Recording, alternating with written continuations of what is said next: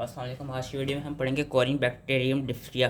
Diphtheria जो है ये भी बेसिकली एक इंपॉर्टेंट माइक्रो ऑर्गेनिज्म है, क्योंकि ये non spore forming gram positive rod होता है और ये कराता है क्या, ये डिप्थिरिया कराता है, जो इसका नाम इंडिकेट करे, डिजीज डिप्थिरिया कराता है। इसकी इंपॉर्टेंट प्रॉपर्टीज़ क्या है कि एक तो नॉन स्पोर फॉर्मिंग है, ग्राम पॉजिटिव रॉड है, क्लब शेप्ड होते हैं और इनकी जो रॉड्स होती हैं, रॉड्स के पास बीडेड अपीयरेंस होती है और जो बीड्स होते हैं उन बीड्स में बेसिकली क्या होते हैं, ग्रैन्यूल्स होते हैं हाईली पॉलीमराइज्ड पॉलीफॉस्फेट के।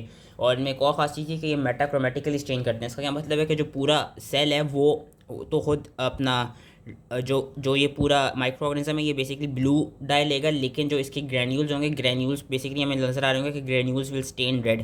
ट्रांसमिशन की कैसे होती है? ट्रांसमिशन थ्रू ह्यूमंस इसकी होती है बाय एयरबॉर्न ड्रॉपलेट्स, और ये जो अपर रेस्पिरेटरी ट्रैक्ट है वहाँ पे जाके ये इसकी हैबिटेट होती है। उसके अलावा अगर कोई ऐसी स्किन हो जहाँ पे ऑलरेडी प्री एग्जिस्टिंग स्किन लीशन हो, वहाँ पे भी ये इन्फेक्ट कर सकता है। पैथोजेनेसिस इसकी क्या है? बेसिकली एक्सोटॉक्सिन प्रोडक्शन होती है।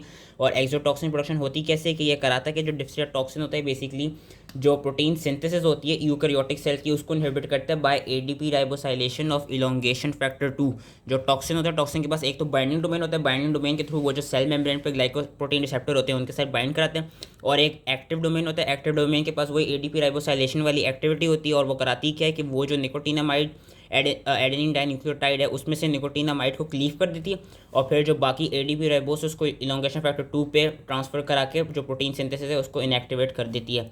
और इसकी जो वो देखे गए हैं कि इसमें होता क्या है कि कहते हैं होस्ट रिस्पॉन्स क्या देखा गया है। होस्ट रिस्पॉन्स ये कि एक तो लोकल इन्फ्लेमेशन होगी थ्रोट पे, फिब्रिनस एक्सुडेट होगा और वो जो फिब्रिनस एक्सुडेट होगा it will form a tough adherent grey pseudo membrane, जो कि इसका कैरेक्टरिस्टिक होता है, जिसकी मैं तस्वीर आगे दिखाऊंगा कि इसमें एक एडहेरेंट सी ग्रे सूडो मेम्ब्रेन बनती है जो कि टफ होती है। जो एंटीबॉडीज़ हैं इसके लिए हम एक शिक्स टेस्ट कर सकते हैं, क्योंकि ये देखा गया कि जो एंटीबॉडीज़ हैं वो इसके टॉक्सिन को न्यूट्रलाइज कर देती हैं, क्योंकि जो वो इसका टॉक्सिन होता है उसको बाइंड करने से बचाती हैं एंटीबॉडीज़। तो एक शिक्स टेस्ट में क्या देखा जाता है? शिक्स टेस्ट में हम बेसिकली करते क्या है, इंट्राडर्मल इंजेक्शन करते हैं 0.1 मिलीलीटर ऑफ पोरिफाइड स्टैंडर्डाइज टॉक्सिन की। अगर तो पेशेंट के पास एंटी टॉक्सिन नहीं होगा तो जिधर हमने उसको वो किया होगा, इंजेक्ट किया होगा, वहाँ पे फिर 4 से 7 दिन बाद हमें इन्फ्लेमेशन नज़र आती हुई, हमको इन्फ्लेमेशन होती हुई नज़र आ जाएगी। अगर तो पेशेंट के पास उसका एंटी टॉक्सिन हो तो फिर उस साइड पे जहाँ पे हमने इंजेक्ट किया होगा वहाँ पे इन्फ्लेमेशन नहीं होगी। क्लिनिकल फाइंडिंग क्या है? क्लिनिकल फाइंडिंग मेन ये रही कि ये हम देख सकते हैं थिक सी एडहेरेंट सी ग्रे सूडो मेम्ब्रेन बनती है over the tonsils and throat. और जो नॉन स्पेसिफिक हैं वो ये हैं कि क्योंकि ये आपका बैक्टीरिया है तो ये फीवर करा सकता है और सोर थ्रोट करा सकता है। और 3 प्रोमिनेंट कॉम्प्लिकेशंस क्या होती हैं जो क्लिनिकल फाइंडिंग में नजर आती हैं? एक तो extension of this membrane into larynx and trachea, जिसकी वजह से एयरवे ऑब्स्ट्रक्शन हो सकती है। Myocarditis which is accompanied by arrhythmias and circulatory collapse. और नर्व वीकनेस या paralysis especially of cranial nerves. Paralysis of muscle of soft palate pharynx can lead to regurgitation of fluid through nose and peripheral neuritis affecting the muscles of the extremities also occur.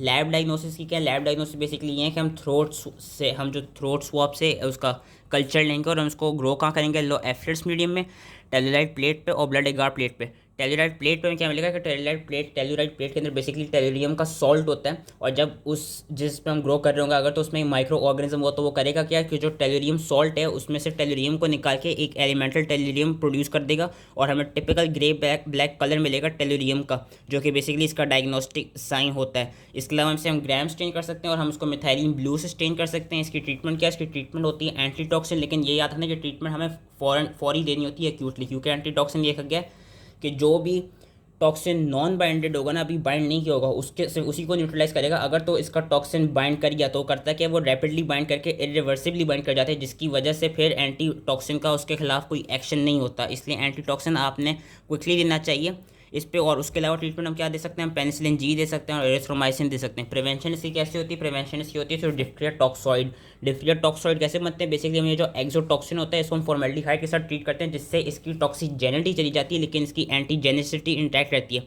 और हम इसको diphtheria toxoid को हम कैसे देते हैं? जो vaccine है वो हम एक कॉम्बिनेशन के तौर पे देते हैं जिसका नाम हमने रखा है डी टैप।